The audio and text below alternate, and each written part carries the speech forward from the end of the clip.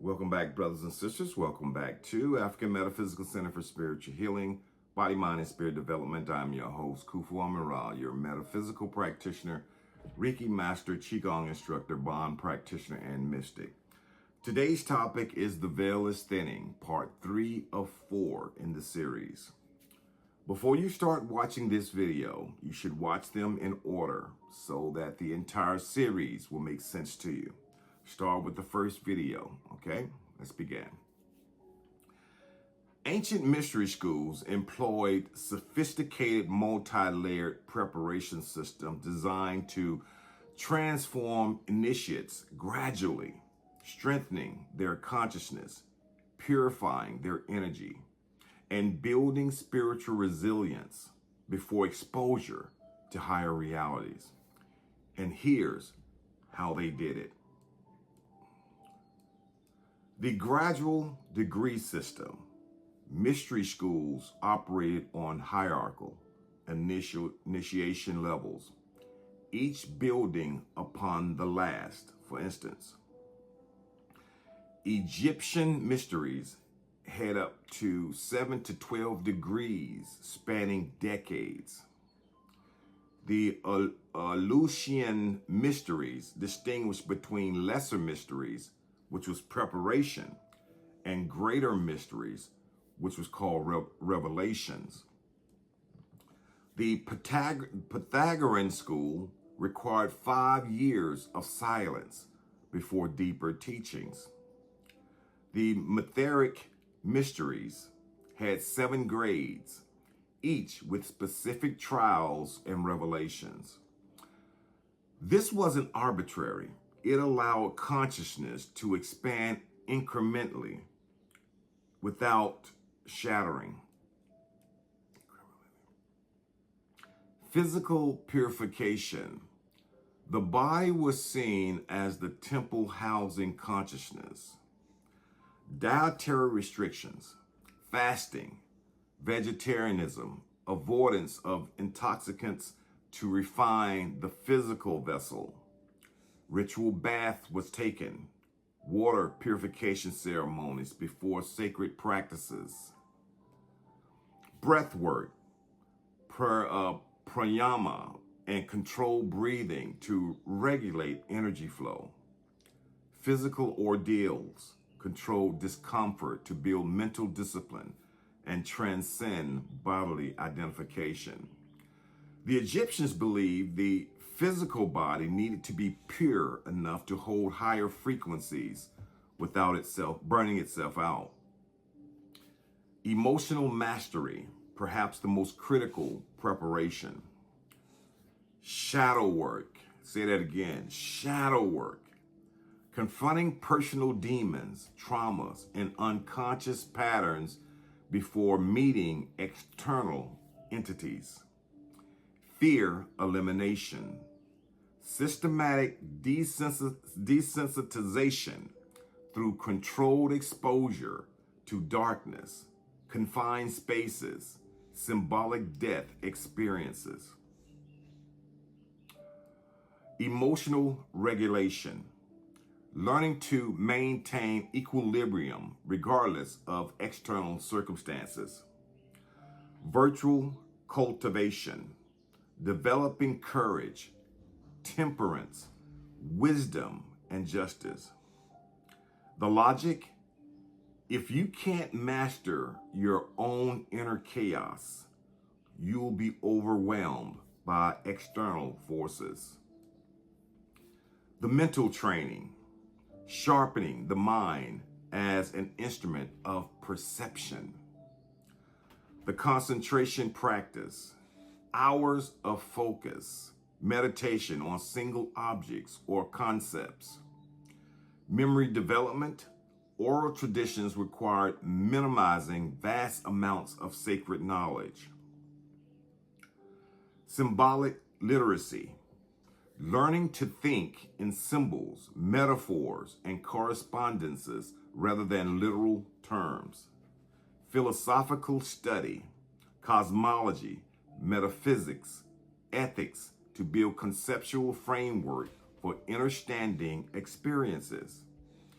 Imhotep studied mathematics and music as tools for understanding universal harmony and structure. Energetic development, building and protecting the subtle body. Chakra energy center activation, systematic awakening of energy centers in specific order.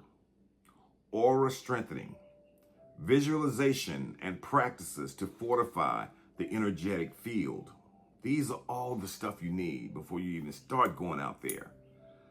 Protective techniques, learning to create energetic shields, circles, and boundaries.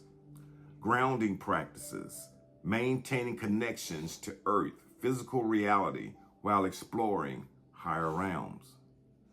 The Kabbalists worked systematically up the tree of life, ensuring each, let me see if I can pronounce this correctly, Sephirah, Sephirah, was integrated before proceeding. Symbolic death and rebirth, controlled near-death or ego death experiences. What does that mean? Burial rituals, being placed in sarcophagus or underground chambers for extended periods. That's what they did. Sensory deprivation, darkness, silence, isolation to dissolve ordinary consciousness. They practiced. Initiatory ordeals, facing symbolic guardians, monsters, or trials representing internal obstacles. Shamanic dismemberment, visionary experiences of being torn apart and reconstructed. The Egyptians' initiation in the Great Pyramid allegedly involved 3 days in the king's chamber, a symbolic death leading to spiritual rebirth. Teacher-student transmission, direct guidance from experience adapts. Personal mentorship, one-on-one instruction tailored to individual readiness. Energetic transmission, direct transfer or awakened consciousness. Protective presence, teachers monitoring initiates during vulnerable states that they might have been in. Corrective feedback, identifying when students veered toward imbalance or delusion. No one navigated these realms alone initially. The teacher served as anchor and guide. Sacred substances controlled. Some traditions use entheogens under strict conditions. Somo Hama in Vedic rites. Blue lotus in Egyptian ceremonies. Critical distinction. These were used in sacred contexts with preparation, intention, and integration, not recreational experimentation. Cosmological education, understanding the maps before traveling. This is important. They started studying sacred texts, learning what others had encountered and how they navigated those challenges. Cosmological diagrams, tree of life, chakra systems, the bardos, celestial hierarchy.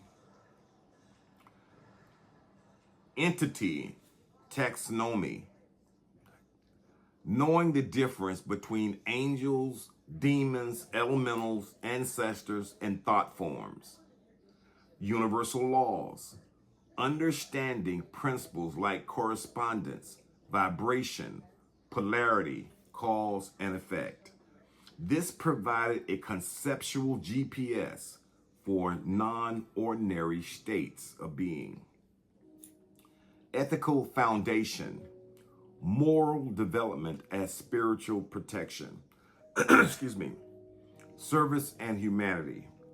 preventing ego inflation from spiritual experiences, oath taking, sacred vows to use knowledge responsibly, community accountability, fellow initiates monitoring each other's integrity, karmic understanding, knowing that misuse of spiritual power has consequences. The idea only those who wouldn't abuse power should be given access to it. Integration practices. After experiences, equally important. Silence periods. Time to process without speaking. Journaling or recording.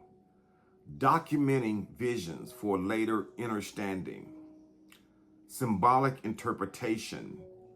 Working with teachers to decode experiences that you had. Grounding activities, returning to ordinary life and body. These are things that they was doing, training their initiates. Community ritual, sharing experiences in safe and sacred contexts. The modern absence. Contemporary spiritual culture often skips these foundations. Weekend retreats without preparation or integration. Open the third eye YouTube videos without protective training first. Kundalini awakening pursued without energetic preparation. This is what you're doing in the modern world right now, and it's dangerous. Channeling entities without discernment training. Psychedelic exploration without sacred context. This is like giving someone a high-powered vehicle without driving lessons. Accidents become inevitable. The core principle, all these methods serve one purpose: transform the initiate into a vessel strong enough, clear enough, and wise enough to withstand higher realities without being destroyed or corrupted by them. The ancients understood that spiritual power without spiritual maturity is dangerous to the individual and to those around them. The preparation wasn't gatekeeping, it was compassionate protection. True initiation wasn't about gaining special powers or secret knowledge. It was about becoming someone capable of holding that knowledge responsibly. The question for modern seekers: are you willing to do the years of unglamorous preparation work, or do you just want to peak experience? The veil may be thinning, but the need for proper preparation hasn't changed. Until next time, ashe, ashe, ashe.